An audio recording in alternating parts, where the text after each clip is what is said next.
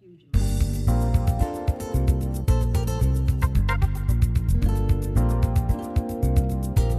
Well, you've highlighted a lot of the programs too that we have in the school district as well.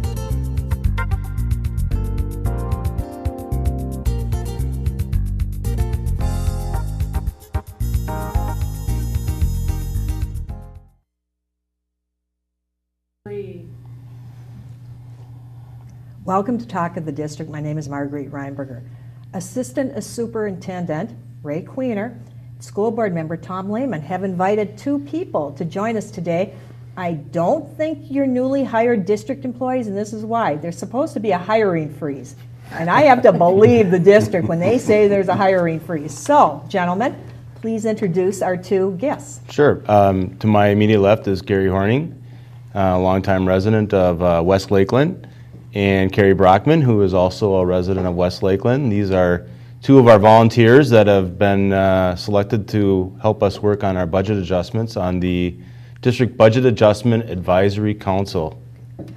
Ray and Tom, hey, the community voted you guys down. Why do you need the input? Shouldn't you know your own services, your own staff, what needs to be cut? I mean, why the input need? Well, I'll speak for why I think it's important. I think what we learned during the boundary changes was that it was really important to get community involvement to make sure everybody had a voice in those kind of decisions that really affect pretty much everybody in the community. So when it came around to knowing that we would have to cut $10 million from our budget, it was just pretty much inevitable that we wanted to do the same process and get the community involved. And I speaking for myself, I really appreciate all of the volunteers who've come out. It takes a lot of time. We meet during the evenings from 6 to 9 on most nights.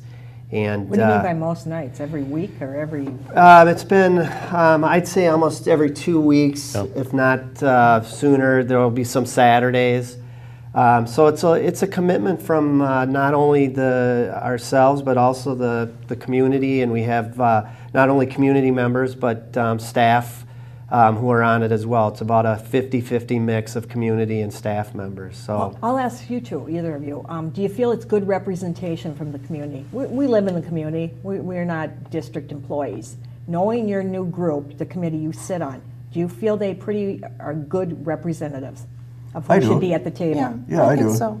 There's the committee is made up of about 40 people, and half of them are district employees, half are community representatives. And how were you selected, both of you? Carrie, how were you I selected? volunteered to be on it as as an accountant and as a parent. I thought I had something to contribute to the committee. Was there an announcement saying they were looking for people, or how did that come about? Well, when How the did you levy know? failed, they announced that they were going to have a committee, and I called on the phone and said I want on. Were you the first person? She called like 2 One of the minutes. early ones. Carrie, after the polls closed, right? Oh, okay, whoa, this one's scary. No.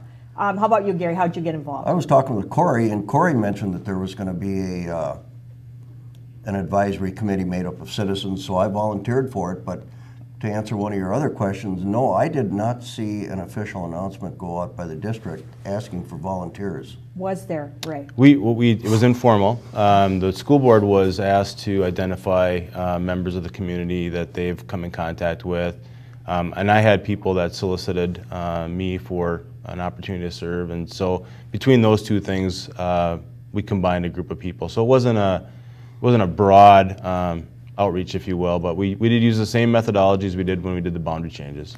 The people who serve on this committee, were they necessarily for or against the requests? I think it's a mix, Okay. and it's a mix not only in the community but also of the staff. We have administrators, we have teachers, we have the union president is at one of the tables for some of the bargaining groups, janitorial.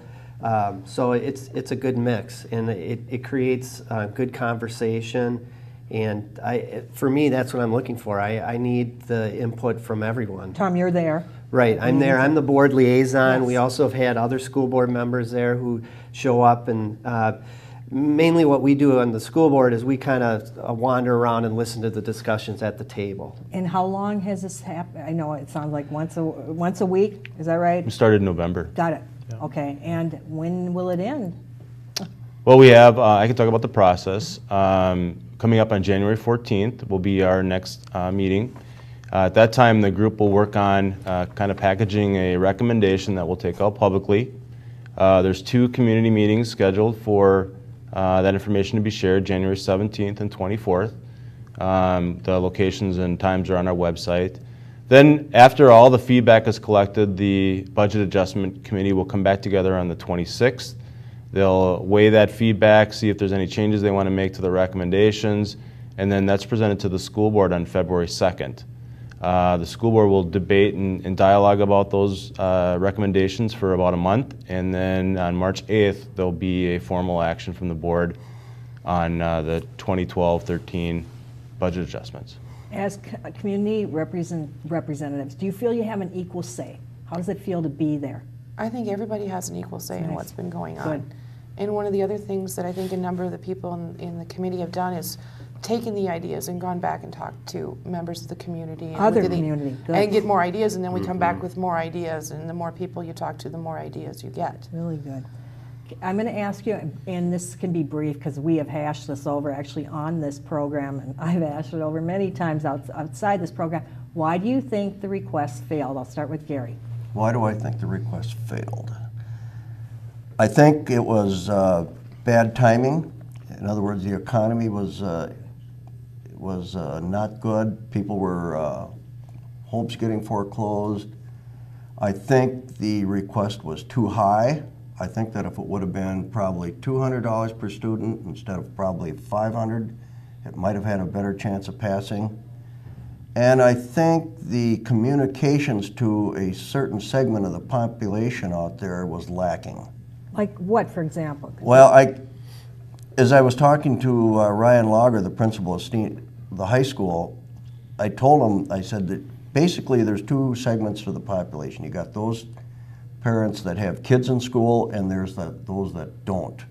Now, those that have kids in school were getting plenty of information, but those that didn't have kids in school are kind of left out of the whole process, and they feel neglected. Even though you were getting things to your house sent and you had access to probably I would guess someone like you would have internet access. Yeah, and see, that was the other thing. The only time that the district in the past has seemed to care about our segment of the population is when they want our money. And I think a lot of people objected to that. Okay, because I see your newsletters come all the time. We got to get you on the mailing list again, Gary Horn. Well, it's all of the retired people, because every retired person I talked to, and I talked to about a dozen, every one of them voted against it. But it wasn't because they necessarily hadn't received the information. They were going to vote against it, right? Well, a lot of things combined, and I think it... I analyze campaigns, so you can imagine Yeah. we could go on forever. Why do you think, Carrie? You've got a whole bunch of reasons. Yeah. One is the tremendous amount of people that are either unemployed, underemployed. You've got the uncertainty with what's going on with the federal and state governments. I mean, my God, the federal government, if you take the current debt of $16 trillion divided by the number of households in the United States of 112.6, it works out to each household owes $178,000 plus dollars. People are scared about the money. There's always been a concern, even within the district for a number of years, about the amount of money that's being poured into education, but the results aren't there, and they're not happy about the way kids are being educated, that they seem to be getting dumber instead of getting smarter. As you know, an employer and stuff, you know, you see some of the things that kids are learning in school, and you're going to go, why are they doing that?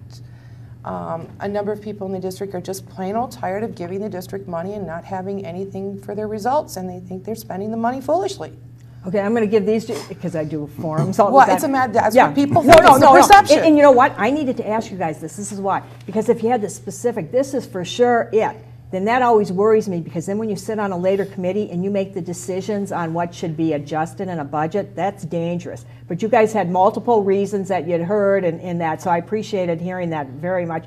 All things that I have also heard. I mean, nothing surprising on that. But I want to give you a chance, Ray, you know, anything that they said to clarify, you know, because we're hearing what I've also heard, so there's no Right. surprise. I think the same things we've heard. Yeah. You know, and it's varying. People will make choices for a whole host of different reasons. Exactly, I think the comments that both Gary and Carrie are sharing are what make our budget adjustment process so rich, because they bring they don't come to the table necessarily critical of the district, but they do bring a critical eye. And there's a lot of questions of first seeking to understand what's going on, or what are these things, and then they can apply their background and knowledge and share their opinion at the table. And we've had, not everybody doesn't agree on everything, and so there's been great dialogue, great discussion. There's been times when folks have told me, well, geez, we didn't understand that's how that worked, or those types of things. Sure. So I think that's what's been helpful in this whole process, is that we get to open up everything and we have those conversations, and we have people like Gary, who brings a financial background Right. to the table, and Gary has been involved with schools. I've talked with Gary for numerous years on different ideas and projects, and so I think that's what makes our budget adjustment process so healthy and rich. And what's even more interesting after having gone through this budget process is the number of mandates, some smart, some not so smart, that are dictated to by the state Yeah. upon the school district that may or may not be funded. And do I be polite or do I not be polite? No, Let's don't not be be polite. polite. We don't like- Okay, the crooks up at We're the in ratings month, Carrie, go the ahead. crooks up at the legislature who think they can use their fun little accounting gimmicks and postpone and delay money to the school districts has made it worse. And they really should be ashamed of what they've done up there. You know, oh, you can have the money, but you can't have it till later. It's like taking a kid to a candy store and not letting them have a piece of candy. And every year when I do a And then they form, wonder why everybody complains. and every year when I do a form, they're, oh, wow, we'll bring more money, yet to the schools, nice selling technique, and you never see it happen. So Right. I see where I you're, mean, I'm being nice, but yeah. as I said, it's like taking a kid to a candy store and not letting them have a piece. Let me expand a little bit on what Carrie said about these mandates. You know, when I came into this process, I really didn't understand how the schools worked. And I'm still quite confused. But I didn't realize all the mandates that are piled on these school districts, and people wonder why education is getting so expensive. Like Carrie said, it's right down to the legislature. So you see a whole new perspective having been Well, It's not a changed- whole new yeah. perspective, It but changes an what you see. enlightened perspective. enlightened. Yeah. Are your views different towards the district? Or do you, I have a little bit more sympathy towards the district Okay. now that I see what they're up against. yeah. You know. Okay, so actually it was a very good experience, just that in itself. It Oh, was, yeah, it is. It's To be been at the very table. interesting, and it would be helpful for a lot of people to realize that in some cases, yes, there's things that they really need to fix, because we all need to fix things.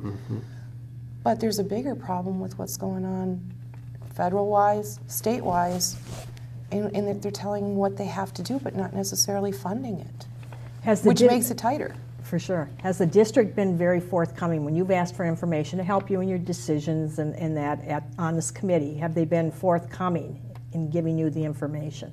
I think they have, yeah. I've never had a question that when I've asked for something, I haven't gotten it. That's good. Carrie? Same thing. That's good. Okay. This is a great administration to work with. You're at the right time one way, bad time economically. But what things have you discussed that have just simply not been viable? And it's just not going to be working. You've dismissed them.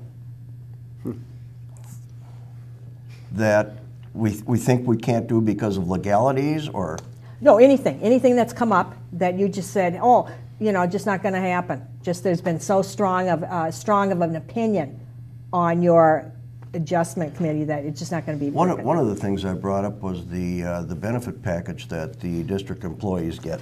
Well, we were hampered because the contracts were negotiated before the board even met, our board, Yeah. and our hands were kind of tied.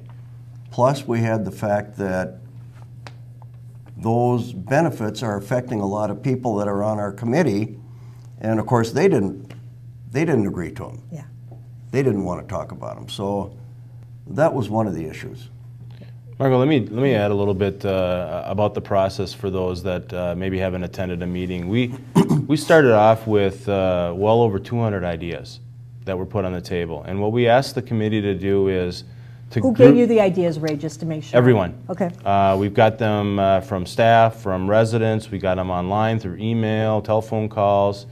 Logs. Yep. Good. And so we collected everything, and we handed the committee these ideas. Some had pretty good details. Some were really kind of ambiguous. And administratively, we've been working to flesh those out a bit to put some details behind it. But we've asked them to put them into 3 buckets, 3 tiers, if you will. Tier 1 is those items that would be first in line for reduction. Tier 2 is the middle, and Tier 3 would be the last to go into. And so their conversations to date have been to organize all those items. There's been a few things that don't affect the general fund. Specifically, there's been some food service items that we've taken off the table, and we're not discussing those anymore. Or if there's something in community ed that doesn't have a direct impact to the general fund, they've been taken up. But everything else has been on the table. To Gary's point, we heard a lot about contractual obligations from the district. And even though that's an idea that we can't put a dollar amount to at this point in time, we are capturing recommendations so that the committee can make a recommendation to the board to consider in future contract discussions to look at these items. And so the idea doesn't get lost, but we may not be able to capture any savings for the 12-13 school year. Sure. No. So just a That's little great. context Thank you. I about appreciate that. Anything that you want to add, Tom, before I go on? Well, I appreciate what Carrie and Gary have said, because what I picked up on is kind of what they picked up on, is that it's a lot of different inputs from people. It's not only the people who are on the committee. A lot of people have gone out and talked to other people, so they bring back more perspective than just their own, which is really helpful, because it's not really my idea, it's not Carrie's idea or Gary's idea. They've gone out and talked to other people. And the other thing I found helpful is that we not only have administrators and parents, but we also have students on this committee. And it's been really neat to have them give their perspective, because this affects them a lot. And so that was a great idea that Ray came up with. We initially had one, and we have 4 tables of people. We said we need to have 4 students, 1 at each table. Right. And I think everyone can attest that they've added some valuable input to this process. Well, there's more to the process than this. This is just, maybe I want to call it the first stage. Yeah. Many of us on that committee are going to continue to hold the administration and the school board responsible for getting this district back in a fiscally sound condition. Because if they just make these cuts, we're going to be back in the same boat another year from now. Carrie, what's your current opinion on the quality of Stillwater schools? I think it's high. Carrie, Gary. Oh, Carrie. Follow that up. Yeah, we'll get to you, Gary. Okay, that's I fine. think it's very good. Okay. But- Why is it good? I have to figure out where you're coming from a perspective. Okay, I want to come from 2 different perspectives. One is an employer, Okay. and one is a parent. Okay. I think for overall, it's a good school system. Is there room for improvement? Absolutely. Because if there's a halo on anybody's head, we're in the wrong place. And will there's the always improvement room- cost more money or not necessarily? You know, I don't know if it costs more money. Because I think it depends on the motivation of the teachers. And if they're not motivated, or if they're motivated by other factors, then you're not going to get a good outcome. If they're Such as? if the only thing that motivates them is money, doesn't matter, because you're going to get the same performance whether you give them X dollars or more dollars. If they're motivated because they enjoy the kids, they enjoy their job, and they want to do a good job, your kids will do better. Would you say most are like that? Most. Okay. That's. But there's always room for improvement Good to hear. in anything. And I think in any school we'll say that no matter how well they're doing, there's always room for more. So overall, are you pleased compared to what you could have in other districts? I know what the other districts are like. See, I figured as much that you would. Yeah, it's a much better district than the other ones. I mean, but I'll be honest, Matamita's got a really good reputation. But you look at some like St. Paul or North St. Paul, Maplewood, Oakdale, and North St. Paul, Maplewood, Oakdale, some schools are good and some aren't so good. Do you think overall all our schools are good? Yes. Okay, that's good. It's always nice to, hear the community perspective on here, yeah. But there's room for improvement. Okay. Gary, now your turn. Thank you. Yes, I think I think they're a good school system. One reason is, of course, you hear reputation. Yeah. You know, I've heard that for years and years and years. Second thing is, I've now had a chance with this cost reduction committee to work with some of these people, like Ryan Lager from the Stillwater High School, and some of these teachers like Eric Anderson, and they're dedicated people. You know, they want what's best for the kids. I agree with that. And when you want what's best for the those kids, guys. they're going He to named get two it. for sure. I absolutely concur with. Yeah. As you hear this, is this nothing surprising either to you, is it? No, I don't think so. You know, I think we're pleased that we have a clear direction. The board and under Corey's leadership, the superintendent, Vision 2014 gives us a clear direction, strategic plan of where we're going, where we're headed. We've not had that in a while, and so we were doing a lot of things. And when you do a lot of things, you do some of them well, but not all of them well. So we have a clear direction, clear focus of where we're headed. We're interested in becoming better. You either get better or get worse. You can't sit neutral. So we're on the better side of things, and we're committed to doing that. And I know we've done some shows about innovation and creativity and doing things differently, more efficient, more effective. We're committed to doing that. And Do you feel that way? Do you feel they are? I think they're making progress, and the one thing I want to commend them on is they're doing now what many school districts will be doing in another year. Agreed with that. I agree with that. They're going to be ahead of the Agree with game and are putting themselves on a better road to the future. Yeah. But as I said, this is just the first step, and I know I talked to Ray about that. Yeah, and We're not going to let them off the hook. Right, and I appreciate that. I believe you won't either. And I can speak to that. Our feet are to the fire, and I think that this isn't a one-time deal. I mean, it can't be. The way schools are funded, this is the reality we deal with. So how we go into this, at least from my perspective, and I can tell you, having been on the board for a year now, I get the same sense that everyone on it has the same opinion, that we're going to take these lessons, expand on them, and continue to do better, more efficiently, and make sure that we continue the reputation that we have. At the January 5th board meeting, which as of today was last night, but this runs for a month, were you surprised that adjustments had already been agreed to, or did you guys think you would be handling all of the decisions? No, the dollar saved today is $2 in the future. So you were just fine with those? Absolutely. Yeah. I heard they went to you. Yeah, your they group. did. I think that's Absolutely. great. Showed you the list. I asked on the previous show, was there any problems? And you guys said no with that list, that particular list that they had approved on the January 5th meeting. We had concurred with their decision. Let me put it this way. It's like being in a household where you have two spouses, one becomes unemployed. What's the first thing you're going to cut? The cable bill. The husband. No, I can't cut the husband. No. That's even more expensive. But maybe not. you're going to get rid of this. You're going to get rid of the cable. You're going to get rid of the cell phone. You're not going out to McDonald's to eat. You're going to. I mean, that's what they're doing. Is they cut the things that could be cut without affecting anything, and that maybe there's some things that they really wanted, but it wasn't necessary. We can't have everything we want.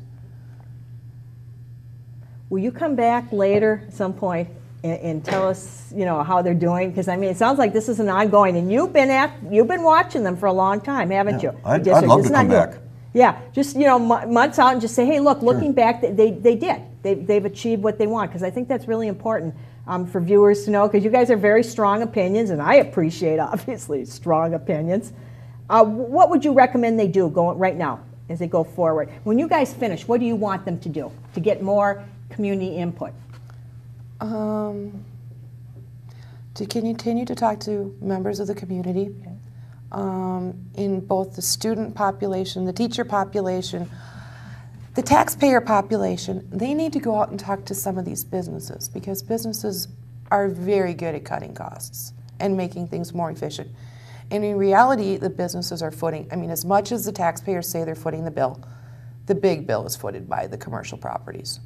And they don't have any voice in what goes on in the district. And just keep it an evolutionary process of refining how they're spending the money, spending it more efficiently. Open communication, it's open accountability. Would that be correct? What you're Absolutely, what you and I put it like tax law. Just when you think you figured out the rules of the game, somebody changes the rules. Right. So you can't stop changing. As you guys have sat at the table, and obviously now you see these mandates that you hadn't really been aware of. As you say, some funded, others not, some underfunded.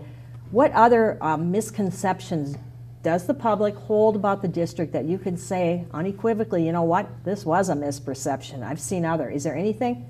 You know, school financing, is that really simple, or is it as difficult as you had? I don't think people understand financing from round one. Yeah, I think it's confusing, and I don't know how they do it. Only an accountant, I think, could figure that out. So I don't think they understand it, and if they don't understand it, This is the public, not the district. Is that right, or so I get this right? the public. Okay. And if the public doesn't understand it, they're not going to accept it. And isn't it hard? Would you, as an accountant, think it's hard to explain because it is very complicated? No, you can translate it in English. You can, okay? Absolutely. You're not talking about legal documents, you're talking about numbers. And you can translate numbers into pictures. Okay. Let me put it this way. You're moving it from the general fund to the special fund, or the special fund to the general fund. Let's put it in household terms. I'm moving it from my left pocket to my right pocket, or I'm moving it from my savings account to my checking account. It's irrelevant what the dollar amount is, but I put it in a picture that you can understand. Has she simplified this too much? I don't think so. I think it's a different look at how we do things. You know, and this kind of dialogue and discourse has given us ideas for how to communicate school finance. I liken it to calculus. Calculus is complex if you don't understand it, but if you sit down and figure it out start to finish, you can explain it and you can understand it. But you need to spend time on it. And what the community brings forth is how to take that complexity and make it into simple terms that people can understand. And we've had these conversations before to do that. 5 years out, maybe even 2 years out, how do you want our school district to be? What do you want from us? Stability. Financial? Financially okay. under control. Okay. No debt, not having to look for huge increase in levies, not huge increases in taxes. I'd like to see things stable. Anything else on your wish list? Do No, you want because more communication with, as you call it, you know, those who don't have children? In what form would that take? The more? What I would really like to see, and I've talked to Corey about this, is the district has an excellent lady sitting at Central Services that's tasked with communication, Yes, and that's she's Carissa. excellent. That's right. And I think, and I've told this to Corey, I think they need to get her out in front of the public, go to all these Rotary groups, go to the VFWs, go to the Boutwell Landings, talk to people about the district, get people interested in the district. Okay. You get them interested in the district, they're more liable to pass these levies. And you can draw from the resources within this district. This district has got tremendous resources, both in time and talents. Yeah, I'd like them to continue moving forward this process because I think it's going to put them on a fiscally sound footing.